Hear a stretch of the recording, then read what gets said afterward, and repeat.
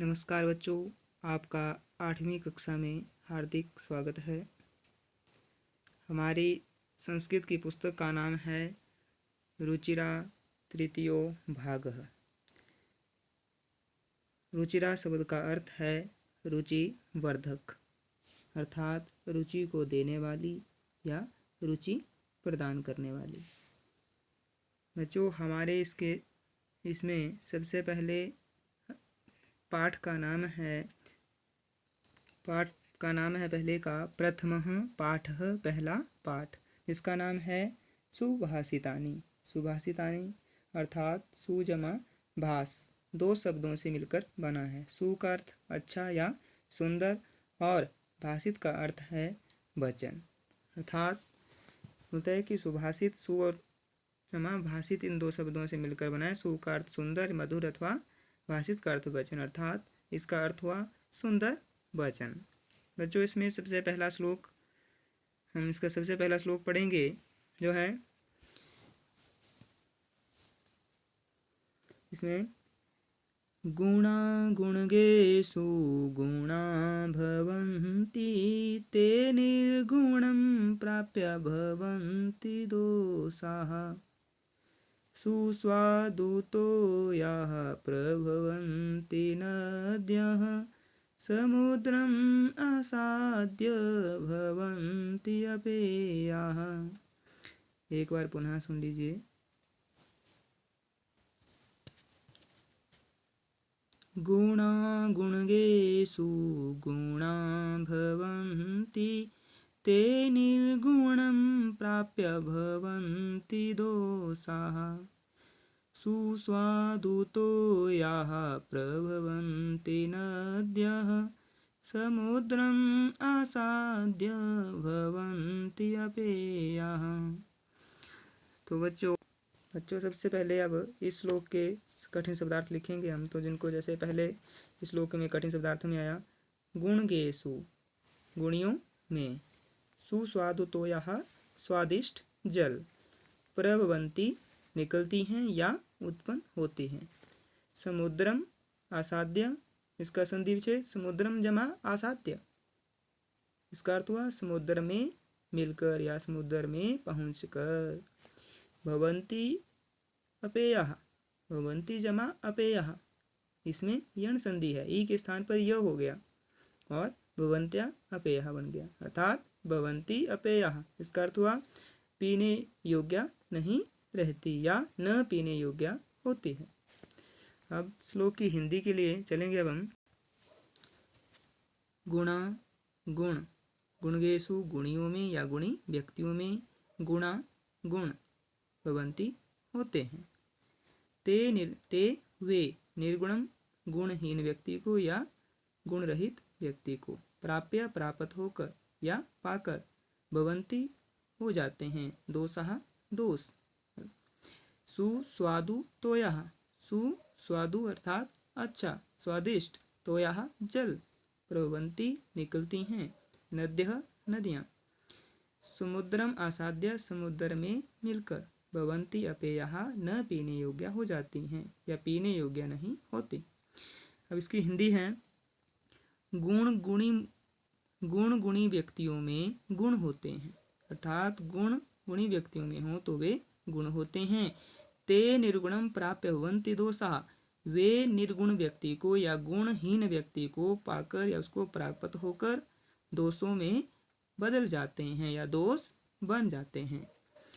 सुस्वादुतोयाः प्रभवन्ति नद्यः, कि नदियाँ सुस्वादुतोयाः, स्वादिष्ट जल वाली, प्रभवन्ति निकलती हैं, समुद्रम आसाद्य समुद्र में मिलकर, भवन्ति अपेयः, वे नदियाँ समुद्र में मिलकर न पीने योग्य हो जाती हैं या वे पीने योग्य नहीं रहती या उनका जल पीने योग्य नहीं रहता, अर्थात समुद्र का जल खारा होता है। तो बच्चों श्लोक संख्या 2, तो श्लोक संख्या 2 में साहित्य संगीत कला विहीनः साक्षात् पशुपुच्छ विषाणहीनः तृणं न खादन्नपि जीवमानः तद्भागधेयं परमं पशूनाम्। एक बार पुनः सुनिए। साहित्य संगीत कला विहीनः साक्षात् पशुः पुच्छ विषाणहीनः। तृणं न खादन्नपि जीवमानः तद्भागधेयं परमं पशूनाम्। अब जो इस श्लोक के मुख्य कठिन शब्दार्थ हैं, इसके मुख्य कठिन शब्दार्थ हैं विषाणहीनः, सींग के बिना या सींग से रहित। खादन अपि, खादन जमा अपि अर्थात खाते हुए भी या न खाते हुए भी। जीवमानः अर्थात जिंदा रहता हुआ या जीवित रहता हुआ। अब जो इस श्लोक की हिंदी, अब बोलते हैं कि साहित्य संगीत कला विहीन। साहित्य संगीत कला विहीन, बोलते हैं कि साहित्य संगीत और कला विहीन, अन्य प्रकार की कलाओं को विहीन न जानने वाला या अन्य प्रकार की कलाओं से रहित। साक्षात पशु पुच्छ विषाणहीन, बोलते हैं कि साहित्य संगीत कला या अन्य प्रकार की कलाओं से रहित मनुष्य साक्षात पशु पुच्छ विषाणहीन के समक्ष उस पशु के समान है जिसे पशु पुच्छ विषाणहीन कि जो पुच्छ पूंछ और विषाण सींग हीन से रहित है। अर्थात ऐसा पशु है कि जो क्या है, पूंछ और पुच्छ का अर्थ पूंछ, विषाणहीन सींग से रहित, पूंछ और सींग से रहित है। तृणम न खादन्नपि जीवमानः, होता है कि तृणम घास, और तृणम का अर्थ तिनका भी होता है। न नहीं, खादन्नपि खाता हुआ भी या न खाता हुआ भी, जीवमानः वह जीवित मनुष्य, तद उसका, भागधेयम भाग्य, परमम उस पशु के समान, परमम उस पशु के समान, पशु नाम पशुओं के तरह है। बोलते हैं कि अब हिंदी, साहित्य संगीत और अन्य प्रकार की कलाओं से रहित या अन्य प्रकार की कलाओं को न जानने वाला मनुष्य पूंछ और सींग से रहित साक्षात पशु अर्थात पशु के समान होता है। बोलते हैं तृणम न खादन्नपि जीवमानः, बोलते हैं कि वह तृणम न खादन्नपि, वह घास न खाता हुआ भी, जीवमानः जीवित रहता है या वह जिंदा रहता है। तद भागधेयम परमं पशूनाम, उसका भाग्य भी उन पशुओं के समान है। अर्थात वे पशु घास खाते हैं तो उनका ये सौभाग्य है, लेकिन वह मनुष्य घास भी नहीं खा सकता। श्लोक संख्या 3। लुब्धस्य नश्यति यशः पिशुनस्य मैत्री, नष्टक्रियस्य कुलमर्थ परस्य धर्मः, विद्याफलं व्यसनिनः कृपणस्य सौख्यं, राज्यं प्रमत्सचिवस्य नराधिपस्य। और बच्चों इस श्लोक के कठिन शब्दार्थ जो इस प्रकार से हैं। सबसे पहले पिशुनस्य अर्थात चुगलखोर या चुगली करने वाले की, व्यसनीनः बुरी लत वालों की या बुरी आदतों वालों की, नराधिपस्य नरजमा अधिपस्य अर्थात राजा की या राजा के या राजा की। अब इसके बाद अन्य श्लोक में जो कठिन शब्दार्थ है वो देखेंगे हम। लुब्धस्य लोभी का, नश्यति नष्ट हो जाता है, यशः यश, पिशुनस्य चुगलखोर की, मैत्री मित्रता, नष्ट क्रियस्य कि कर्महीन का या कुल की परंपराओं का निर्वाह न करने वाले व्यक्ति का, अर्थात अपने कुल के अनुसार न चलने वाले व्यक्ति का। कुलम अर्थ परस्य धर्म, बोलते हैं कि अर्थ परस्य अर्थात धन के, अर्थ परस्य दूसरों के धन का, लोभी या लालची, धर्म उसका धर्म। विद्याफलम विद्या का फल किसका? व्यसनीनः अर्थात बुरी लत वालों का या बुरी आदतों वालों का। कृपणस्य कंजूस का। सौख्यम सुख। राज्यम राज्य। प्रमथ सचिवस्य अर्थात आलसी मंत्री का। सचिव होता है मंत्री। प्रमथ सचिवस्य आलसी मंत्री का। नराधिपस्य अर्थात राजा के आलसी मंत्री का। अब इसकी हिंदी। लुब्धस्य नश्यति यशः पिशुनस्य मैत्री। बोलते हैं कि लोभी का यश नष्ट हो जाता है। लुब्धस्य लोभी का यशः यश नश्यति नष्ट हो जाता है। पिशुनस्य मैत्री और चुगलखोर की मित्रता नष्ट हो जाती है।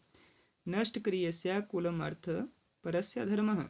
बोलते हैं नष्ट क्रियस्य कुलम और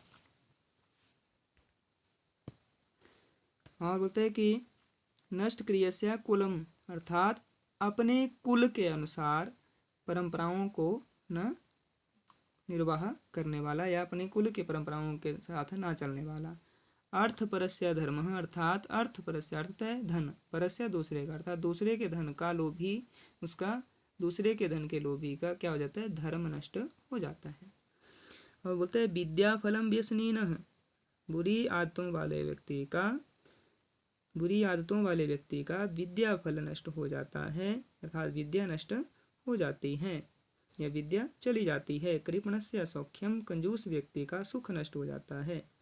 राज्यम प्रमथ सचिवस्य बोलते हैं कि नराधिपस्य बोलते हैं कि राजा के नराधिपस्य राजा के प्रमथ सचिवस्य आलसी मंत्री का या प्रमथ सचिवस्य आलसी मंत्री के होने से नराधिपस्य राज्यम अर्थात राजा का राज्य नष्ट हो जाता है।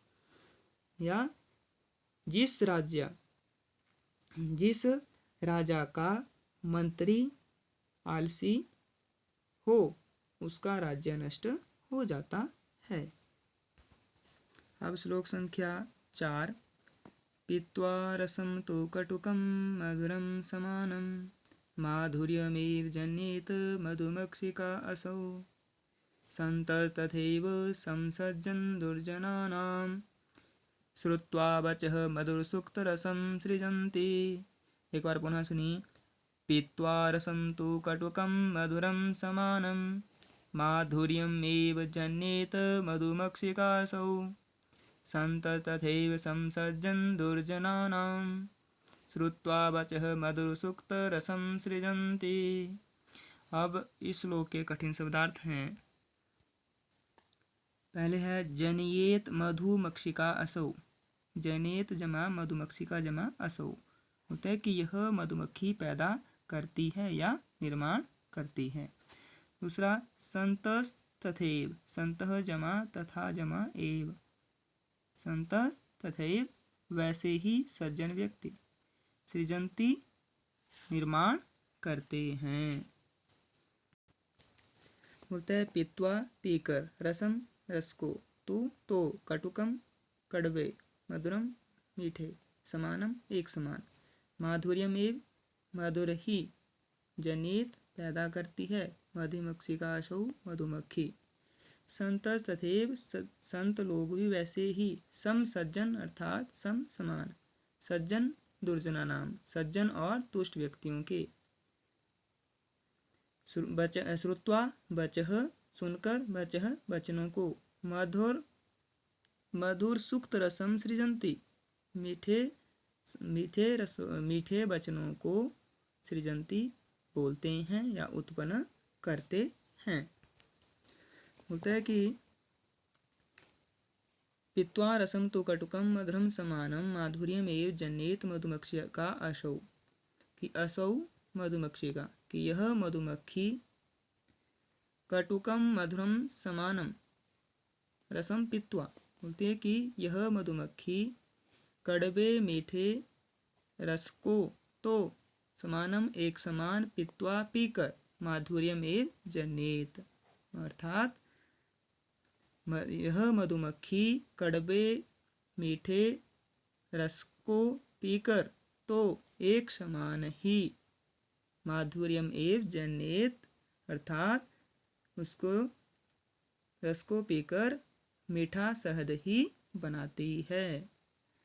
ठीक उसी प्रकार संतस्तथैव समसज्जन दुर्जनानाम, वैसे ही संतः सज्जन लोग, समसज्जन दुर्जनानाम होता है कि समान, सज्जन दुर्जनाम सज्जन और दुष्ट व्यक्तियों के वाक्यों को सुनकर, अर्थात समसज्जन दुर्जनानाम सज्जन और दुष्ट व्यक्तियों के वचः वचनों को सुनकर, समम समान अर्थात एक समान सुनकर, वचः वचनों को मधुर सुक्त रसम सृजन्ति, वे भी मीठे ही वचनों को बोलते हैं, या वे भी उनके वचनों को सुनकर अच्छे ही या सुभाषित रूपी रस का निर्माण करते हैं, अर्थात अच्छे ही वचनों को बोलते हैं। अब श्लोक संख्या 5।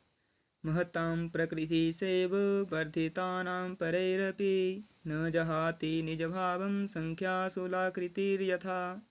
एक बार पुनः सुनिए। महतां प्रकृति सेव वर्धितानां परैरपि न जहाति निजभावं संख्यासुलाकृतिर्यथा। अब इसके बाद इसके श्लोक संख्या 6 के कठिन शब्दार्थ हैं। श्लोक संख्या 5 है, बोलता है प्रकृति ही स्वभाव या आदत, वर्धिता नाम बढ़ाए हुए या प्रशंसित, परैरपि परे जमा अपि दूसरों से भी या प्रायों से भी, जहाति छोड़ता है, लाकृतिर यथा लृ जमा आकृति जमा यथा जैसे नौ का आकार या नौ का स्वभाव। अब इसमें कठिन शब्दार्थ हैं, जैसे महताम महान लोगों का, प्रकृति ही स्वभाव, सेव स जमा एव वैसा ही, वर्धिता नाम बढ़ाए जाने पर या प्रशंसा के जाने पर, परैरपि दूसरों के द्वारा भी, न जहाति नहीं जहाति छोड़ता है, निज अपने, भावम भाव को, संख्यासु संख्याओं में, लाकृतिर यथा इस प्रकार से संख्याओं में, नौ है जैसे, लाकृतिर यथा जैसे नौ है। अब इसकी हिंदी बोलता है कि परैर अपि कि दूसरों के द्वारा, वर्धिता नाम बढ़ाए जाने पर भी, महताम प्रकृति ही कि सज्जन लोगों का या महान लोगों का स्वभाव सैव वैसा ही रहता है, न जहाति निज भावम कि वह अपने भाव को या अपने उस स्वभाव को न जहाति नहीं छोड़ते हैं, संख्यासु लाकृति अर्थात होता है जैसे संख्याओं में, लाकृति अर्थात संख्याओं में 9 अंक है जैसे। होता है कि परेर अपि दूसरों के द्वारा प्रशंसा किए जाने पर, महताम प्रकृति की महान लोगों का स्वभाव वैसा ही रहता है, न जहाति नहीं बदलता या नहीं छोड़ते हैं, निज भावम अपने भाव को, संख्यासु लाकृति था जिस प्रकार से संख्याओं में लाकृति यथा जैसे 9 अंक है। अर्थात श्लोक संख्या 6 उसके बाद, स्त्रियां रोचमानायां सर्वं तद रोचते कुलं तस्यां त्वरोचमानायां सर्वमेव न रोचते। दोबारा सुनिए। स्त्रियां रोचमानायां सर्वं तद रोचते कुलं तस्यां त्वरोचमानायां सर्वमेव न रोचते। अब इस श्लोक के कठिन शब्दार्थ हैं, जैसे रोचमानायाम अच्छी लगने पर, कुलम परिवार, रोचते सुशोभित होता है, स्त्रियाम स्त्री के, रोचमानायाम सुशोभित होने पर या प्रसन्न होने पर, सर्वम सब, तद उसको, रोचते अच्छा लगता है या सुशोभित होता है, कुलम उसका परिवार, तस्याम उसके, त्वरोचमानायाम उसके प्रसन्न हो जाने से या उसके खुश रहने से, सर्वमेव न रोचते, त्वरोचमानायाम उसके ना प्रसन्न होने से या स्त्री के अप्रसन्न होने पर, सर्वमेव न रोचते उसके कुल में उसे कुछ भी अच्छा नहीं लगता, कुछ भी पसंद नहीं होता। अब इसकी हिंदी, स्त्रियाम रोचमानायाम सर्वम तद रोचते कुलम, तय कि कुलम स्त्रिया कुलम स्त्रियां रोचमानयम्, कुल में स्त्री के प्रसन्न होने से सर्वम तद रोचते, उसका सारा कुल सुशोभित होता है। तस्याम त्व अरोचमानायाम, उसके न प्रसन्न होने पर सर्वमेव न रोचते, उसका सारा कुल अप्रसन्न हो जाता है, अर्थात खुशी नहीं रहता है। अर्थात उसके अप्रसन्न होने पर, उसके अरोचमानायाम, उसके अप्रसन्न होने पर या अप्रसन्न रहने पर उसका सर्वमेव सारा परिवार ही न रोचते अप्रसन्न हो जाता है। कृपया बच्चों ध्यान दें कि आप सबसे पहले श्लोक लिखेंगे, उसके बाद उसी श्लोक के कठिन शब्दार्थ जो श्लोक में होंगे और उसके बाद उसी श्लोक की हिंदी लिखेंगे।